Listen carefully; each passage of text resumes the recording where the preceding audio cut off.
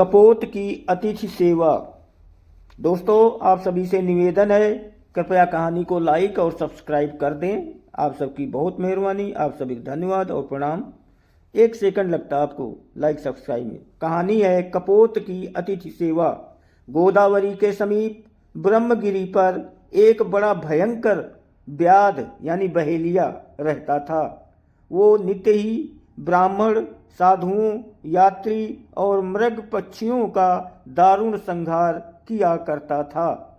उस महापापी व्याध के हृदय में दया का लेश भी न था और वो बड़ा ही क्रूर, क्रोधी तथा असत्यवादी था। उसकी पत्नी और पुत्र भी उसी के स्वभाव के थे। एक दिन अपनी पत्नी की प्रेरणा से वो घने जंगल में घुस गया। वहाँ उसने अनेकों पशु पक्षियों का वध किया, कितनों को ही जीवित पकड़कर पिंजरे में डाल दिया। इस प्रकार पूरा आखेट कर वो तीसरे पहर घर को लौटा जा रहा था। एक ही क्षण में आकाश में मेघों की गर्जना की घनघोर घटा घिर आई और बिजली कौंधने लगी। जोर की हवा चली और पानी के साथ प्रचंड ओले पड़ने लगे। मूसलाधार वर्षा होने के कारण बड़ी भयंकर दशा हो गई। व्याध राह चलते चलते थक गया। जल की अधिकता के कारण जल स्थल और गड्ढे एक जैसे हो रहे थे। सब तरफ पानी पानी हो गया। वो पापी सोचने लगा, कहाँ जाऊं, कहाँ रुकूं, क्या करूं। इस प्रकार चिंता करते हुए उसने थोड़ी ही दूर पर एक उत्तम वृक्ष को देखा जो बहुत घना था। वो वहीं आकर बैठ गया। उसके सब वस्त्र भीग गए थे। वो जाने से सर्दी के कारण कांप रहा था तथा नाना प्रकार की बातों को सोच ही रहा था कि सूर्यास्त हो गया। अब उसने वहीं रहने की ठानी। इस वृक्ष पर एक कबूतर भी रहता था। उसकी पत्नी यानी स्त्री कपोती बड़ी पतिव्रता थी। उस दिन वो चारा चुग कर नहीं लौट सकी थी। अब कबूतर चिंतित हुआ। वो कहने लगा, न जाने क्यों अब तक कपोती नहीं आई है, यानी कबूतरी नहीं आई है। आज बड़ी आंधी और वर्षा थी, पता नहीं वो कुशल से है या नहीं। उसके बिना आज ये घोंसला उजाड़ सा जान पड़ता है। वास्तव में घर को घर नहीं कहते, गृहिणी को ही घर कहा जाता है। जिस घर में गृहिणी नहीं होती वो तो जंगल है। यदि आज मेरी प्रिया न लौटी तो मैं इस दुनिया को में रहकर यानी रख कर क्या करूँगा। उधर उसकी कपोती भी इस व्याध के ही पिंजरे में पड़ी थी। जब उसने कबूतर को इस प्रकार विलाप करते सुना तो बोली, महामते, आज मैं धन्य हो गई जो आप मेरी इतनी प्रशंसा कर रहे हैं। पर आज आप मेरी एक प्रार्थना स्वीकार कीजिए। देखिए, ये बहेलिया यानी ये व्याध आपका आज अतिथि बना है। ये सर्दी से कांप रहा है, अतएव आप कहीं से घास फूस, लकड़ी तथा आग लाकर इसे गर्म कीजिए।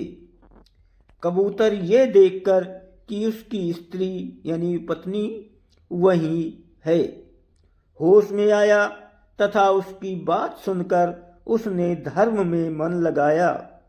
वो एक स्थान से थोड़ा घास फूस और लकड़ी तथा आग भी चोंच में उठा लाया और उसने आग जला दी, व्याध को तपाया। अब कपोती ने कहा, महाभाग, मुझे आग में डालकर इस व्याध यानी बहेलिये का भोजन सत्कार अब कर दीजिए, क्योंकि ये भूख की दावानल में जल रहा है।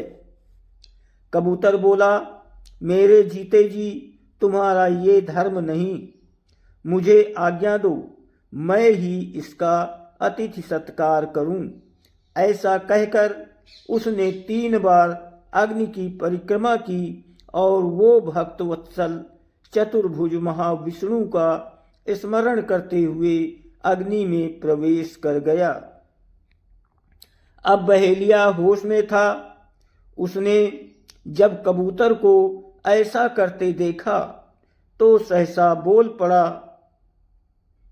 मैंने ये क्या कर डाला, मैं बड़ा ही नीच क्रूर। बहेलिया कह रहा अपने मन में, मैंने ये क्या कर डाला, मैं बड़ा ही नीच क्रूर और मूर्ख हूं। इस महात्मा कबूतर ने मुझ जैसे दुष्ट के लिए प्राण दे दिया। मुझ नीच को बार बार धिक्कार है। ऐसा कहकर उसने लाठी, सलाका, जाल और पिंजरे को फेंक कर उस कबूतरी को भी छोड़ दिया और महाप्रस्थान का निश्चय कर वहां से तप करने के लिए चल दिया। अब कबूतरी ने भी 3 बार कपोत एवं अग्नि की प्रदक्षिणा की और बोली, स्वामी के साथ चिता में प्रवेश करना स्त्री के लिए बहुत बड़ा धर्म है।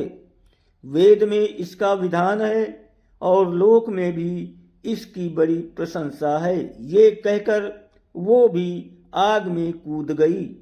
इसी समय आकाश में जय जय की ध्वनि गूंज उठी। तत्काल ही दोनों दंपति, कबूतर और कबूतरी दोनों, दिव्य विमान पर चढ़कर स्वर्ग चले गए। बहेलिये ने उन्हें इस प्रकार जाते देख हाथ जोड़ कर अपने उद्धार का उपाय पूछा। कबूतर दंपति ने कहा, हे व्याध, तुम्हारा कल्याण हो। तुम गोदावरी के तट पर जाओ।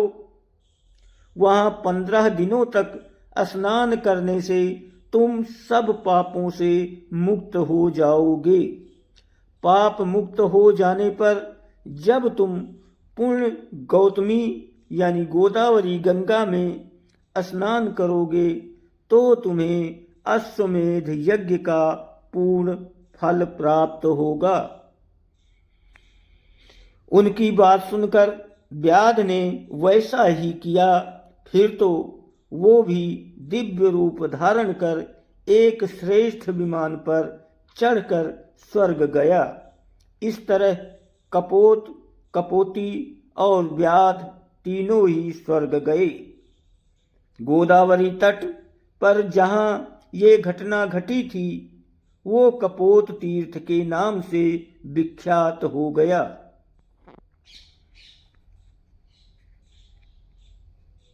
वहां आज भी उस महात्मा कपोत का स्मरण दिलाता हुआ हृदय को पवित्र करता है तथा स्नान, दान, जप, तप, यज्ञ, पितृपूजन करने वालों को अक्षय फल प्रदान करता है।